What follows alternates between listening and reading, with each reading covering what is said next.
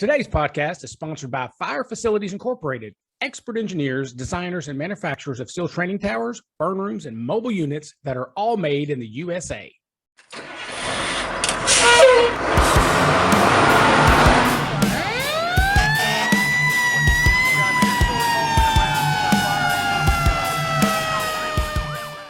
Welcome back to 3 Point Firefighter. Today, my guest is Mike Kennedy. Mike's a friend of mine, and I've taught with Mike. Now, Mike is a 27-year fire service veteran, and he's the chief of Ann Arbor, Michigan Fire Department. He is a CPSE Chief Fire Officer, a Michigan Firefighters Training Council Instructor, too, and he's obviously a kick-ass contract instructor with the ISFSI, as all good instructors are. Wink, wink. That's about me, by the way. He has a bachelor's degree in political science from the University of Michigan and a master's of public administration degree from the Eastern Michigan University. Brother Mike, welcome back. Well, not welcome back. Glad to see you again. Thank you. Thank you for having me. It's an honor to be here. So much appreciated. Well, thank you. Thank you very much. So why don't you tell me a little bit about how you got in the fire service and how it got you to where you're at right now? Yeah. So I think with some others, so I'm not legacy. So kind of little there. First in family to really go down this path. I had a uncle who was an on-call firefighter, but wasn't, so just kind of knew he did it, but wasn't like, not in the same town I grew up in or anything like that.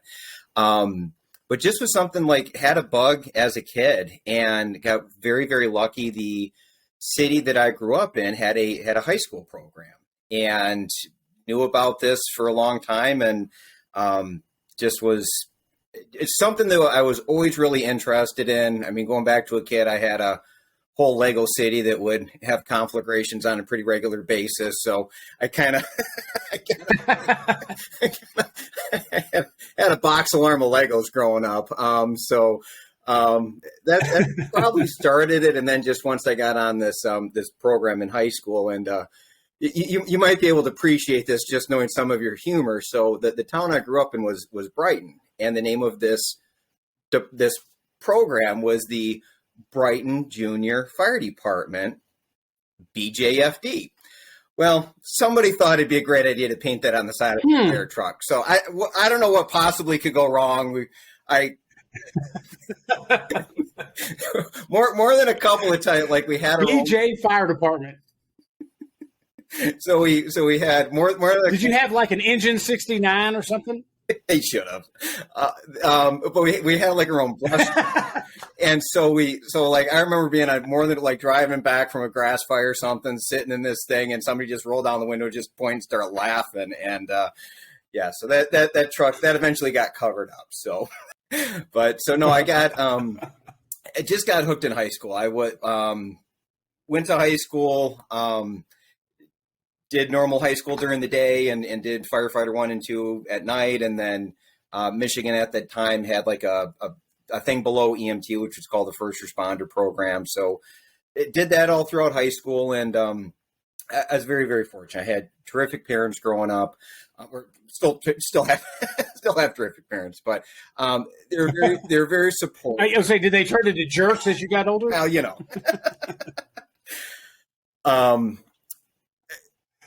I was fortunate. I had a lot of paths that were open to me, and not a lot of folks that get into U of M decide, let's be a firefighter. It kind of a pretty non-traditional career path. But both of them were very supportive, and were just, hey, if you go to college, like we check the parent box, and then how you screw your life up outside of that is completely on you. So I heeded their well advice, went to U of M, got my degree, and also while I was there, went through medic. So that not the best advice to like be doing a full college load and medic course. So not my GPA wasn't exactly on the dean's list for that year.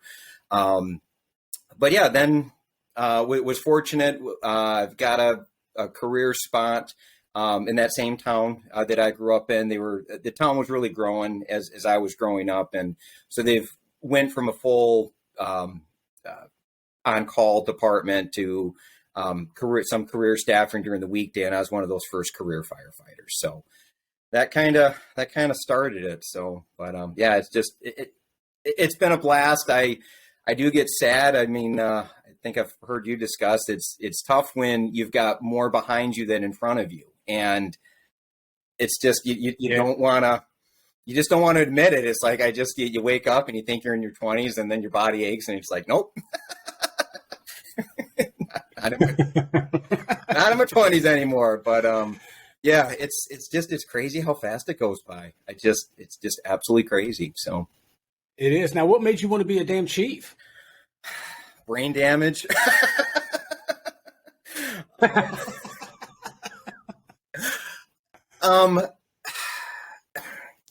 I had a lot of good mentors growing up. The part of it was so I was going to college at the time, and it was when Chief Brunacini came out with his Essentials of Fire Department Customer Service book in the late 90s. And I love that book. Yeah, and he was Chief of Phoenix. He was, and I was fortunate enough to see him, and this was like God Almighty coming down. I'd heard about this guy, like this big metro chief, and was able to go to a conference that one of the regional departments had, and the book had just come out, and he was kind of on the book tour, if you will. And I mean, just as everybody, I even knew then, I was in the presence of greatness, of just getting to sit in the room with him for the morning and just suck up all that, and read that book and was just like, oh, this is pretty cool. And actually kind of modeled my education off of his, where, I mean, he's the whole reason I went and got a master's. He had a master in public administration. I mean, that's why I went and got that. And wow. So that probably a lot of factors always kind of wanted to advance. Kind of went up the career ladder pretty quickly. But I think that was a big push for actually okay, at some point hit that chief rank. So Any regrets so far? I always tell people I was 6 feet tall and good looking before I became a fire chief. So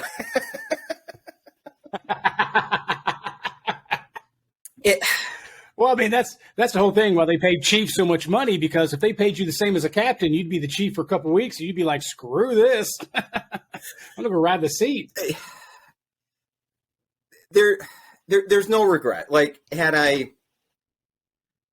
not taken the path I did, I wouldn't be where I'm at. And I've worked in different systems. I spent some time out on the East Coast. Same as you, went through the starter wife, kind of got that out of the way. little bit of a. I had 2 sex trophies with her too. That, fortunately, I didn't have. There's no mementos from that decision. But I knew that I had to get out of the state, or I'd probably be looking at some felony charges for wooing the new boyfriend. So I should probably get out of here. So went out to Maryland. That was a phenomenal experience. Got to teach with the Maryland Fire and Rescue Institute for a couple of years, and just one of those life-changing experiences. And I've moved around a lot, and it's made me kind of appreciate just all the different systems that are out there. And I'm sure, well, I know we had even discussed, with what you've done with ISFSI, firefighters are firefighters, and you get to find those good people that just kind of get it, no matter where you're at. If it's in a big career department, right. I mean, when I was out in Maryland, I got to work with firefighters from Baltimore City and Baltimore County, but 100% on call, volunteer departments that were covering farmland on the northern part on the Pennsylvania-Maryland border. And it was just so neat. And you'd see those dialed in guys and gals on the volunteer department, and then you'd see the dialed in guys and gals on the urban stretch and everyday departments. And so, I mean, that was really, really cool to see. Now, if I if I do have a regret, it's that I'm going to be working till I'm 70 because I never achieved pension credit anywhere. So that's Oh, that's probably if I could go back to 20-year-old self, it would probably just be stay somewhere, because I was always kind of jumping like, hey, we're that kind of that next thing. So yeah, my I'm going to be that 70-year-old dude at Walmart wearing the greeter vest or something. But yeah, that's the only, if I had and I don't know if I'd call it a regret, because again, if I hadn't taken the path, I wouldn't be where I'm at a relatively young age. yeah. But it's just, I do, I've got people that I hired in with that are now retiring, which is like blowing my mind, but they chose a much more financially smarter route, and they did their 25 and out, and I'm like, I'm not even sure when I can retire. So, but They're going to find a skeleton of you in a chief's chair somewhere. more than likely. So, yeah. So tell me a little bit about Ann Arbor Fire Department. How big is it? All that fun stuff. Yep. So Ann Arbor, we're the 5th largest city in the state of Michigan. The resident population's just over 120,000, but that doesn't include all the U of M influx, the University of Michigan influx that we get every year. So just the residents are 120. The student population's right around 40,000. And then pre-COVID, our daytime population would easily get closer to like 200, 225. So a lot of people would come into the city. School was really back in full session this last year. They actually just had their graduation. So that university, you can't take, Ann Arbor wouldn't be what it is without the university, and the university wouldn't be what it is without Ann Arbor. It's a very unique relationship between the city and the school. In terms of the fire department, we have 5 stations. We're budgeted for 87 personnel, 82 of which are union, and then the other 5, we've got 2 assistant chiefs, myself, and then some administrative support staff.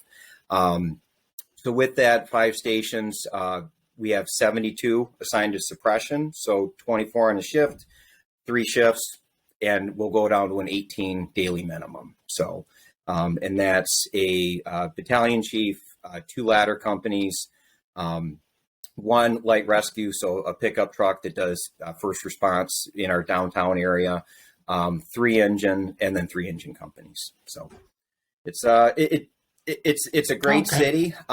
It's a lot of Ann Arbor can trace its root. I mean, we've got buildings going back to the 1800s, so a really historic downtown area, and then we're experiencing a tremendous amount of vertical growth right now. So a lot of stuff getting torn down and going skyward. So we're getting a lot more density in our downtown core, and that's been a big challenge of my tenure there, of kind of having to reshape our high rise operations. So yeah, and then in terms of call volume, in 21 we did 9,500 calls. So kind of give or take 20, 30 a day. Oh, wow. We don't do transport, basic life support. However, we're likely going to be going down the transport rabbit hole. There's a private provider that we have, but as with nationally, they can't get people to work. And so earlier this year, within a couple week period, we had 2 structure fires where 2 of our suppression crews were sitting on patients. And on one of the structure fires, it was in a high rise, and they could look down and see the smoke in their own first due. So you could imagine how happy that crew was that they were sitting on the knee pain. Oh, wow. And, you make patient care. You can't you get in all sorts of trouble with med control. So, yeah, they could look out the window and see this fire, and they're in timeout. So, yeah, there was... Yeah, there was some animated discussion. So we're trying to go down a pilot where we're actually going to staff, because this private company actually has more ambulances than people right now. So we might staff one of their ambulances. More than likely, that's going to transform into us having some sort of transport capability when they go zero status. The other thing that's fortunate for us is because of the university, we've got this world-class level 1 trauma, adult and peds ER in the center of our city, like smack dab in the center of our city. So if we're doing transport, it's not like, I mean, some places you're going 2 hours and it's your boomerang time is 2 hours. For us, you're never leaving the city to do a transport. So, so that's a little bit about our department. So, and I noticed you just got heavy 2 more people. Yes, yeah, we've had a tremendous amount. So, over a third of our department has less than 5 years on now. The city did a massive amount of hiring in the 90s, and so all those 90s people we're at 25 and out, no age. So a lot of those people hired in the 90s are starting to leave, and it's just tremendous promotions and hiring, and yeah, it's a lot of turnover. But two great. Just a new department. Yep.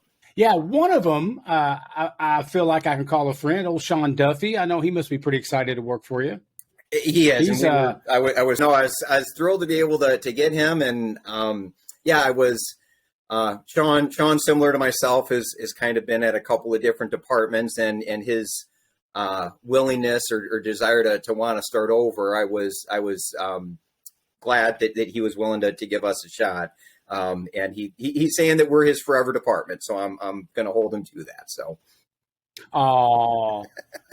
so when are you going to implement the no tattoo rule for your fire department so he'll leave? That surprisingly, there were some folks that were a little. I'm like, you know what? That's very much a new thing. And I mean, I don't have any tattoos, but people that do, it's like, man, you do you. I don't.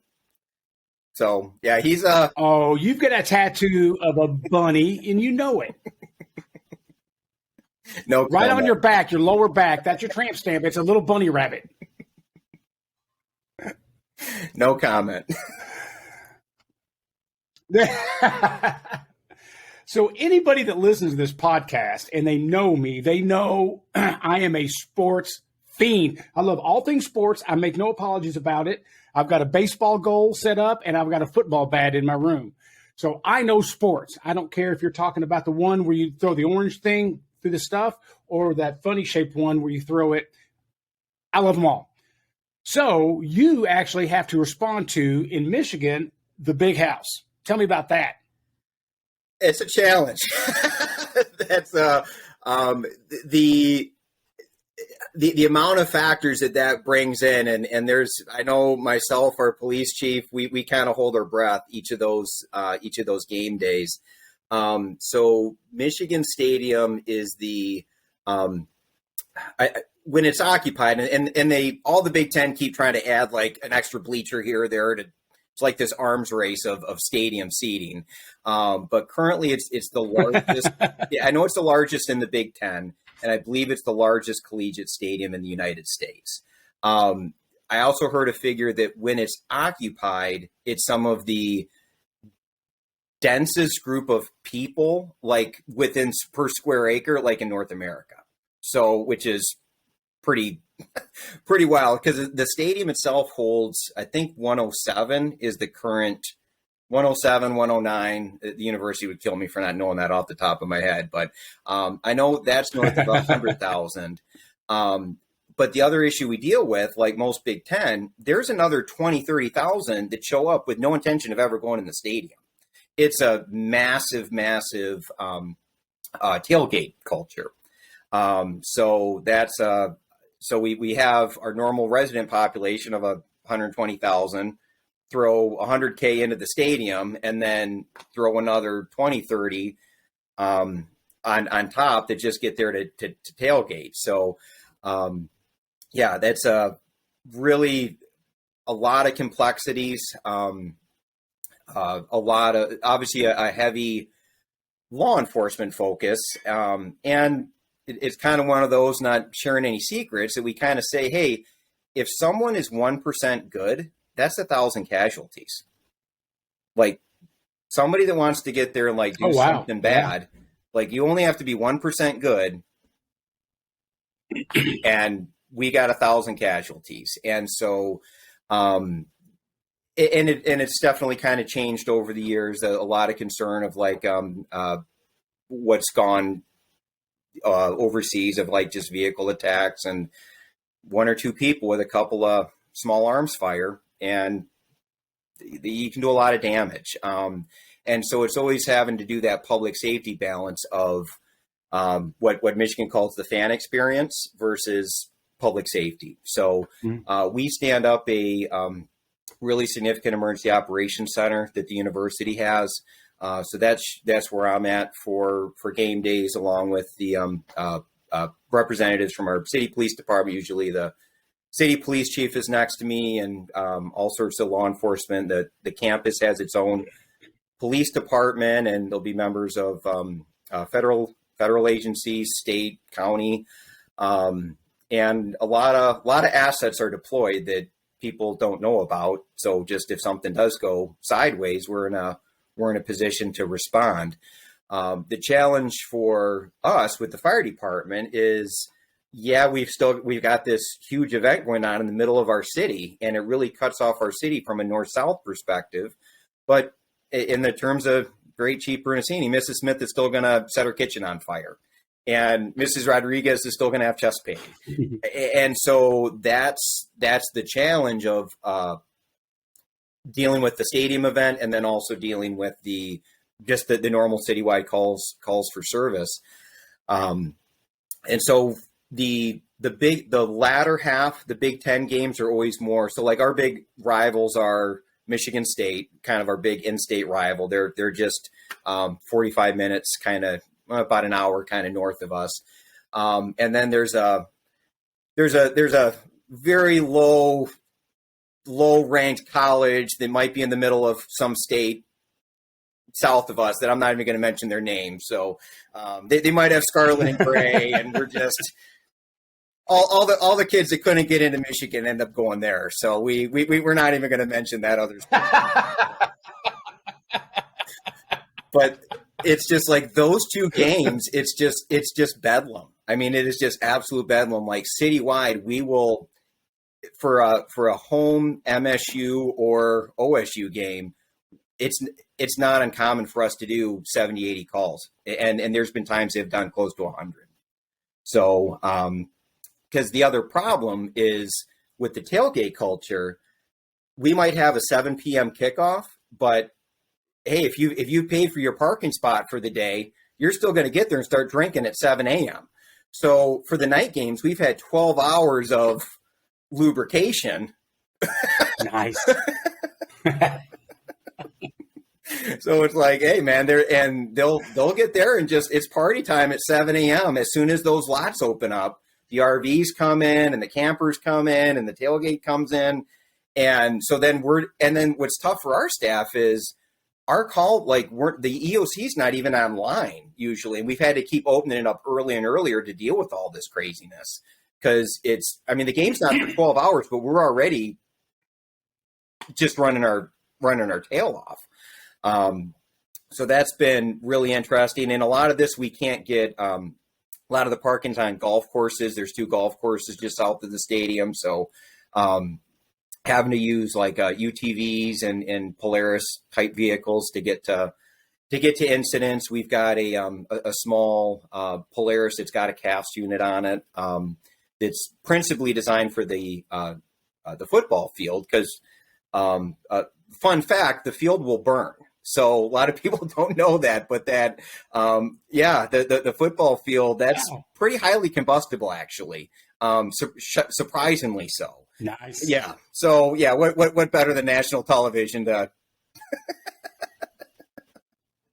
have that? Yeah. I mean, it's all plastic and rubber pellet. So it's like, let's just throw some diesel on there and just really get this thing going. So yeah, it's. So don't give anybody an idea. Yeah. And then the other part that's interesting with our stadium is there's 2 towers on each side. So we've got a stadium plus essentially we have 2 mid-rise high rises on each side that are full of suites and donors. And yeah, it's complex, doesn't even scratch the surface of it. And people will be like, oh, you get to go to all the football games. I'm like, I'm not sitting there with brats and beer, like just having fun for all these football games. I mean, that'd make it a lot more fun, but it's stressful. I mean, they're long days, they're stressful days. And the biggest one that actually surprising to folks that over the years has had the biggest impact on us has been weather. Because with the football season, so usually the first home game for us is Labor Day weekend, and kind of granted we're a couple hours north of you. They're in southern Indiana, but for us for Labor Day weekend, we can still have like upper 80s sun, and so our stadium's in a big bowl, and so there's been field temperatures that have been over 100 for that first game of the season. And we've actually had mass casualty incidents of heat stroke for again young. And then the other problem with this is the first weekend that all of the freshman class is at.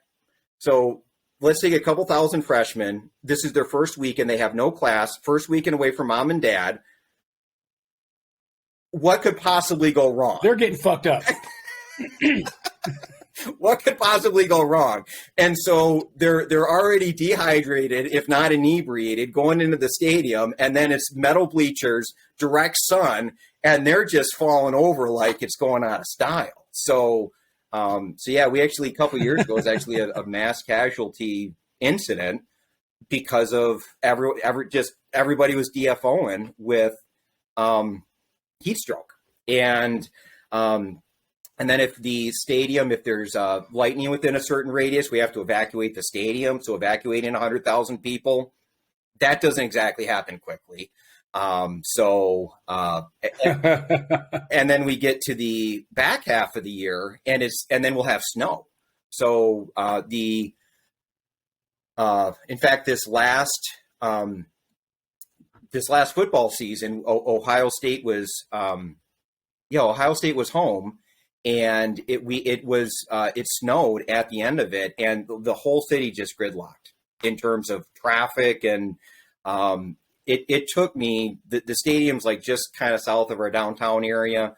What normally would take me 5 minutes to get from our central station to the stadium was an hour and a half just to go like 6 blocks. Oh, wow. It was totally gridlocked, and the plows couldn't get in. So it's really like we go from heat stroke in the August to blizzard at the end. So it's a long season, and it really wears on staff too. Like this upcoming season, every single Saturday, there's 4 Saturdays in a row, and in September. So it really. Yes, it's fun. It's this great economic engine for the city, but it really wears down public safety staff a lot. There's a lot of public safety staff, police, fire, EMS, that the falls like it's football, and it's just tough. You do your normal job, and then you're working 10, 14 hours on a Saturday, and you try to recover Sunday, and then Monday you're right back at it. So just a really, really long fall. So. Wow. I'm going to switch gears on you a little bit. So several years ago, they were adding on to our hospital, and we were getting a tour, and I wasn't the training officer at the time, but I was going on this tour, and they're showing us everything. And some people in the group, one of the guys in the group said, man, I hope this place never catches on fire after all the stuff they showed us. And then I'll never forget, the other guy said, this thing will never catch fire, ever. And I remember hearing that, I'm like, dude, you can't get in that mindset. Now, I'm assuming you've never even once had to deal with any kind of hospital fire in your area. Am I wrong? You would be very wrong on that. Yeah, we see how I teed that up. You did. You teed it up just like that. Slow pitch softball. So, yeah, if you would have asked me a year ago, I probably would have had smart enough to know that, hey, systems fail, bad things can happen. But if you would have said at some point your department's going to be actively flowing off of a off of a standpipe, hundreds of gallons of water on an active fire in the hospital, I would have sent you for a drug test. I just never would have even fathomed that. And as I mentioned earlier, we've got this so the University of Michigan has its own world-class healthcare system. They've got a medical school, cancer center, cardiac center. It's this just gigantic. I think in blue card terms, it would be mega. It's just gigantic medical campus and a regional trauma burn center, a huge pediatric hospital. They have their own helicopter that's, of course, painted maize and blue. And that was always like, if you would have asked me if we would have an issue, the helicopter routinely lands on top of the children's hospital. And so that's kind of what we would always talk about. Like, our bad day is the helicopter landing upside down on the children's hospital. We always knew, like, anytime you have a helicopter, like those things, there's a lot of failure parts on those things. And the helicopter is always going in and out. They bring in trauma from basically all over southern Michigan to this great trauma burn center that they have. And so and we've pre-planned that. And prior to our incident, if you would have asked me, it would have been a helicopter related issue. And on the west side of the state, about a decade ago, 15 years ago, Grand Rapids had a helicopter crash on top of one of their hospitals, and it was a big deal for them. And I mean, active fire on the hospital. So we kind of knew, like, this could have been a thing. Our downtown crew goes to the hospital probably daily for fire alarms. One of the people that deal with healthcare, there's that JACO requirements. So part of JACO is there's a fire alarm. The hospital security just can't reset the system. Fire department's got to come check it out. So us hearing a fire alarm at the hospital is a pretty, like, that's a daily thing. And I would be lying if myself and others don't pay that probably the attention that it needs, just because we're there daily, if not multiple times a day. And the other one that we're at the hospital daily for are elevator rescues. I think in the hospital complex alone, there's 60 elevators. And so pretty much if we're not there for an elevator rescue, we're pulling somebody out of an elevator. So when our tower ladder, our downtown tower ladder went out for respond to a reported fire alarm at the hospital, I was actually in my vehicle returning from a meeting, and no big deal, just no big deal at all. And then as they're en route, our dispatch center comes back and says, yeah, maintenance is on scene reporting an active fire on the third floor. And it's just kind of one of those,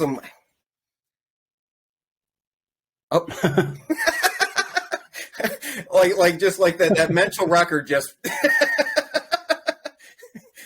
kind of skipped completely off. And I'm like, what? I'm like, okay, there's probably like a ballast of smoke or something. And then they say it again. Yeah, maintenance is on scene reporting active fire on the third floor. Well, I was in my vehicle and right in our downtown area, and I ended up basically arriving the same time as our battalion chief. And our battalion chief is usually it's real rare for me to get on scene the same time as the battalion chief. Battalion chief got there, solid guy, great guy, 30-year vet of the department. I did a quick face-to-face with him, and our tower crew hadn't made it, so it was on the third floor. There's a loading dock that's actually at a basement level, so although it's the third floor, it's actually 5 floors up from where we entered. And I did a quick face-to-face with the battalion chief. I was like, hey, you grab command. They typically run the shift. It's incredibly rare for myself or one of our assistants to take command from the BC. A lot of times we'll support, but generally it's their show. So I'm just like, you take command. I'm going to do a quick recon and just, because I figured it was like a ballast and there was smoke and somebody's just freaking out. So this is one too where, hey, I effed up on this one pretty hard. I mean, I had gear on, but I didn't put on a pack because I was just thinking, again, ballast, no big deal. And go inside and they have their own like on duty, building engineers that do like HVAC. And so there's a pretty robust staff of people that keep the hospital going all the time. And a lot of these folks were still there. And the elevators for this part of the hospital had already done the phase 1 recall.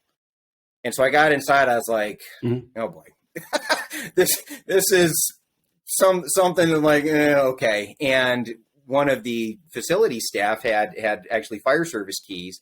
And so he's like, hey, I'll show you where it's at. The crew, he'd just taken our ladder crew up.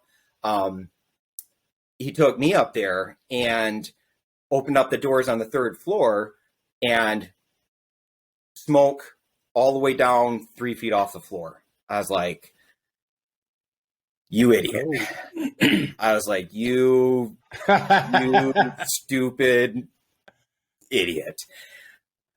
And it's complacency, and I'll be the first to admit I got complacent, and the tower crew was there, and I told the elevator the elevator operator, I'm like, I need to go back down, and so close the doors real quick. Now the 3rd floor is a entire floor of mechanical systems. So the building we were in is part of this complex, and the building that we were in was the main university hospital that has ORs in it, the trauma burn units in it. There's a cardiac floor in it. The building itself is 1.7 million square feet, this total building. And the 3rd floor is all mechanical. So it was medical gases, oxygen, high filtration for the ORs. So the ORs were beneath us on 2. And then beneath them was a radiology. So all the X-ray imaging, CT, MRI. And then trauma burn was above. So it's just, so the floor was all this medical gases, HVAC, water, like everything you could think of for a hospital, like this 3rd floor supports. And so knew that there was a hell of a smoke condition going on. So went down, went to my chief ride, just was like, you idiot, like that internal, like, just like all the stuff I told people not to do, I did. And so got an air pack, checked in with the BC, and I'm like, I don't know what we got going on, but it's bad. And I knew just by the smoke by itself was going to be an issue for us, just because to put that volume of smoke in that compartment was going to be a big deal.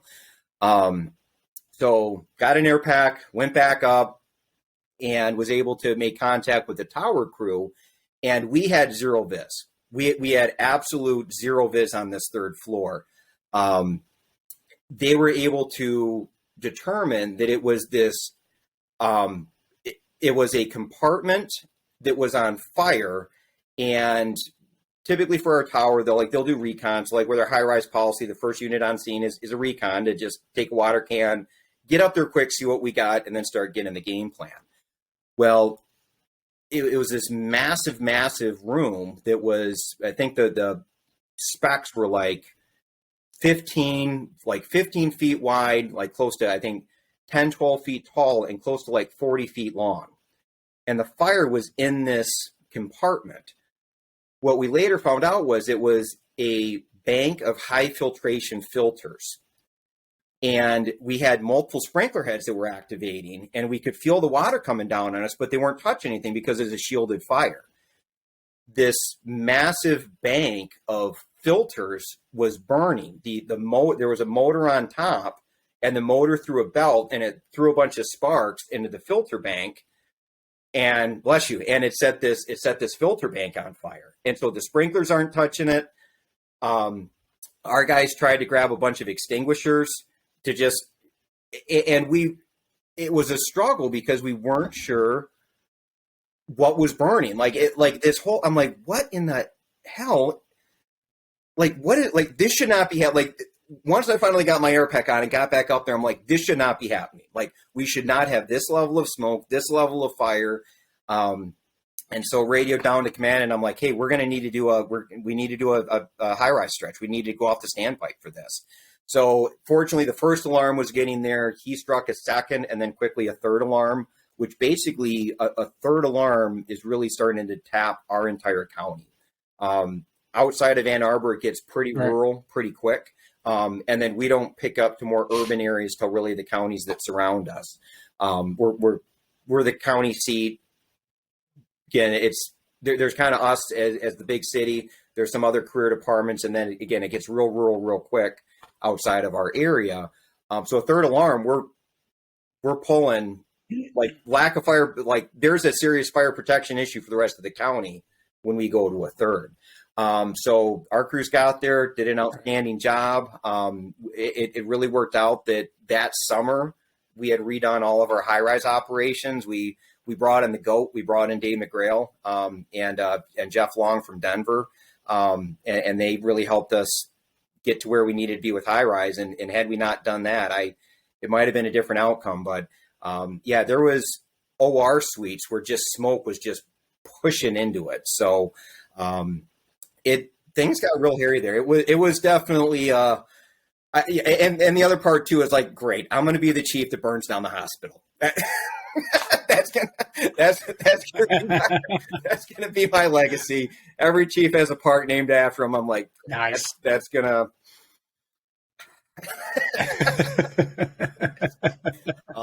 But no, our crews just did a phenomenal job. I mean, and it was one of those like black swan type events, and like your crews even said, like. And what's interesting is the systems worked. Like, the suppression system worked, the fire alarm system worked, the elevator recall worked. We're still not real sure on some of the smoke dampers because some smoke traveled some places that we don't really think it should have. And ideally, in a healthcare system, those smoke dampers should have prevented that. But the volume of smoke that was produced, we think actually got outside of the ventilation system, which is why we think we had such significant smoke travel. So yeah, it was definitely one of those once in career events, and one of those, like, every time we're going out for a fire alarm now, it's like, no, I kind of perk up, change the channel, listen to what's going on. And, and then the other part too, is I'm sure you probably saw, like, San Jose just had that fifth alarm in a suppressed Home Depot and that warehouse fire in Indiana. So it's like, sprinkler buildings, you can have, and I'll admit, early in my career, similar to your firefighter, thought, hey, if it's sprinklered, forget about it. No big deal. Yeah. The sprinklers will keep it in check. It won't be even a big deal at all. Yep. As I'm standing next to a crew flowing a 2-inch high-rise line with an 1.1 inch tip. And I mean, we were actively having to put water on this for a long time to get it knocked down. And I was just like, never would have thought, but these things just keep happening more and more. And I think kind of the fire service, we're in a bit, we're going to get smacked upside the head. I know we did. I know I did. And in our department, it really took us to start taking these incidents a lot more seriously. So, and we got very fortunate. None of our firefighters got hurt. None of the patients, thank God, because there was people on the table, open surgery when this was going on. So the healthcare workers, the nurses and doctors, I mean, they truly did some heroic stuff. And it was tough for us because we kind of did the whole fire officer test of, your engine gets there, do you rescue people or do you put the fire out? Well, we went to fire suppression. The old Andy Fredericks, put the fire out, problem goes away. We made that, hey, should we start trying to do rescue? I mean, the hospital, they were doing horizontal evacuations. I mean, it was like real deal stuff. And normally I would have loved to have our staff assist them, but every person we had, we were throwing at getting that standpipe in service, getting our high-rise lines in service, working on ventilation.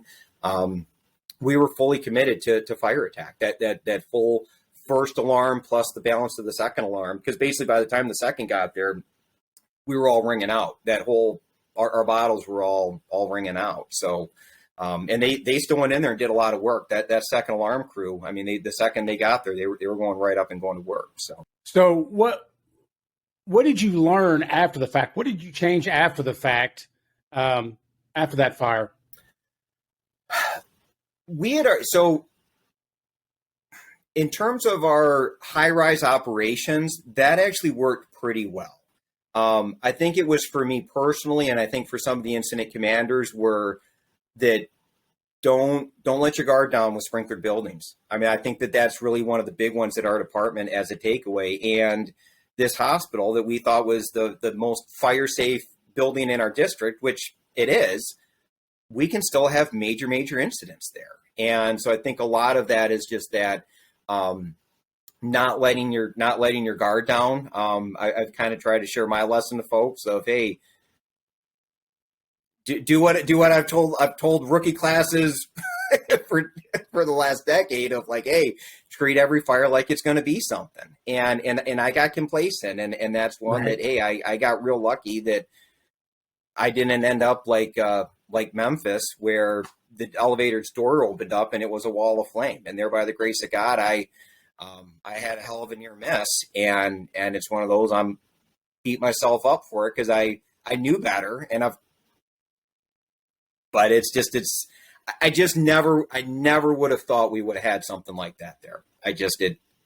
So I think that's really organization. I think we all have done that though. We all have done that, though. I mean, we've all second guessed going on a run that we've made a million times. You brought up Memphis. That's one of the best examples of making runs over and over and over, and then finally, getting caught with your pants down. Yep. So, I mean, you're not the only one that's ever done that. No, it's just, but when it's you, there's always a lot of humble pie that comes along with that. So, but yeah, and it was one too. I couldn't have been more proud of our, like, we've got a great group. We got a lot of hard chargers, but like, it was just one where, and you as a training officer, like, your heart would have been full of joy. Like, all this training and effort that we had just put into high rise, like, they executed. And it was just really, really cool to see.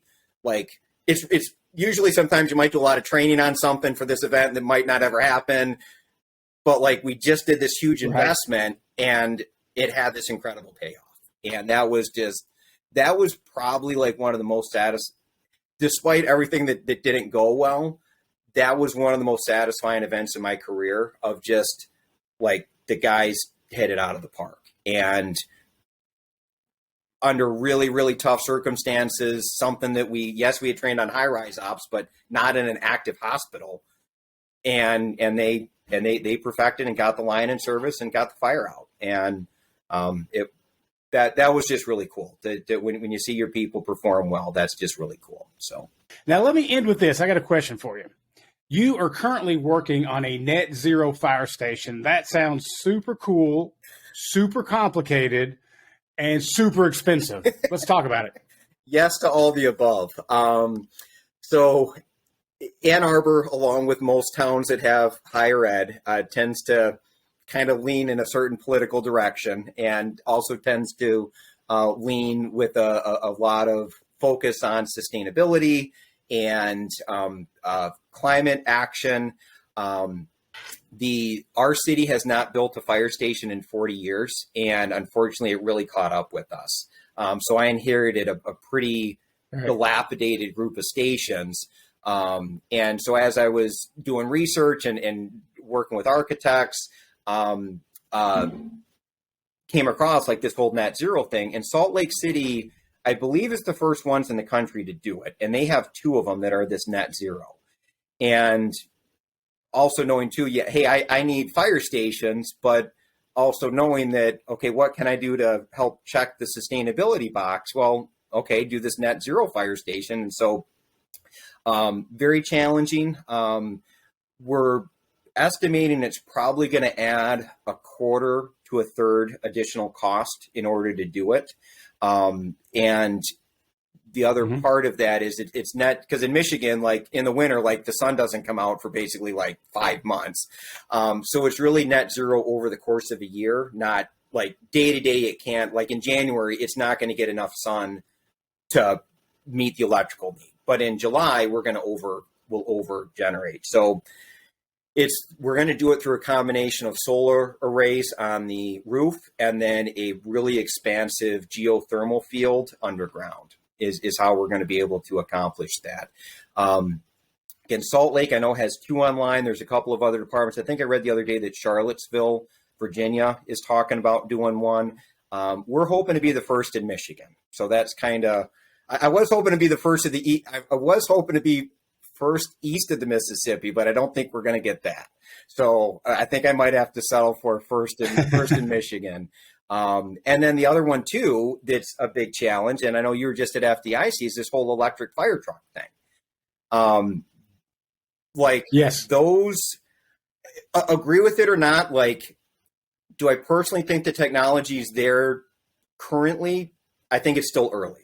I mean, and I'm not saying I'm not against it. I'm just think that the technology is early. In the next 10 years, is that going to become pretty prevalent? I absolutely think so.